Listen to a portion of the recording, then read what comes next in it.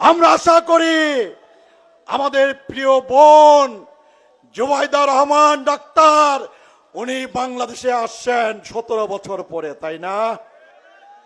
আমরা কি আশা নিয়ে বসে নাই যে আমাদের প্রিয় নেতা জনাব তারেক রহমান স্বল্প সময়ের মধ্যে উনিও বাংলাদেশে আসবেন, উনিও বাংলাদেশের দেশের খেদমত, দলের খেদমত, আমাদের খেদমতে সশরীরে আত্মনিয়োগ করবেন? আমরা কি আশা নিয়ে বসে আছি না? আমরা আশা নিয়ে বসে আছি। ইনশাআল্লাহ স্বল্পতম সময়ের মধ্যে আমাদের নেতা, বাংলাদেশের নেতা, জনগণের নেতা,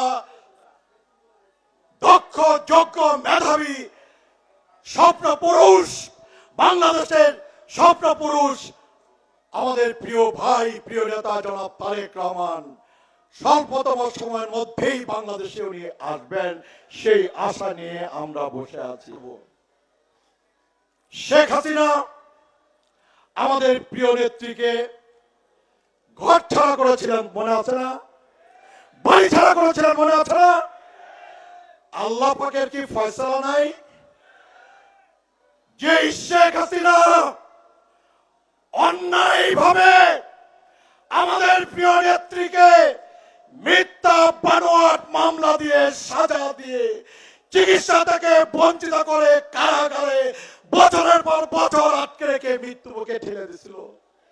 যেই শেখ হাসিনা ক্যান্টনমেন্টের বাড়ি থেকে, যেই বাড়িতে শহীদ প্রেসিডেন্ট জিয়াউর রহমান বাস করতেন, যেই বাড়িতে তারেক রহমান বাস করতেন, যেই বাড়িতে আলামাত রহমান কোকা বাস করতেন, যেই বাড়িতে দীর্ঘ বহু বছর ধরে আমাদের প্রিয় নেত্রী দেশনেত্রী বেগম খালেদা জিয়া বসবাস করতেন, সেই আবেগের বাড়ি, সেই আবেগকে স্মৃতি বিজড়িত বাড়ি, ক্যান্টনমেন্টের সেই বাড়ি থেকে শেখ হাসিনা তাকে বের করে দিয়েছেন এবং সেই বাড়ির নাম নিশানা চিহ্ন পর্যন্ত রাখেন নাই।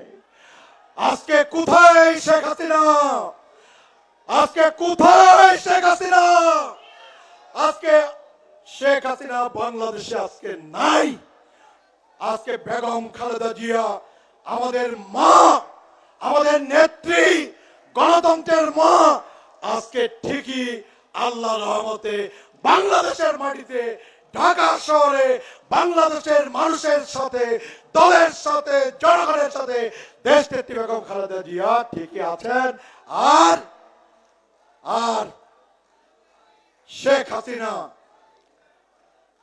ওবায়দুল কাদের, মির্জা আজমরা, ফারুক চৌধুরীরা, মির্জা কবিররা, মির্জা পরিবারের সদস্যরা কেউ কিন্তু বাংলাদেশে নাই, মাদারগঞ্জে নাই, জামালপুরে নাই।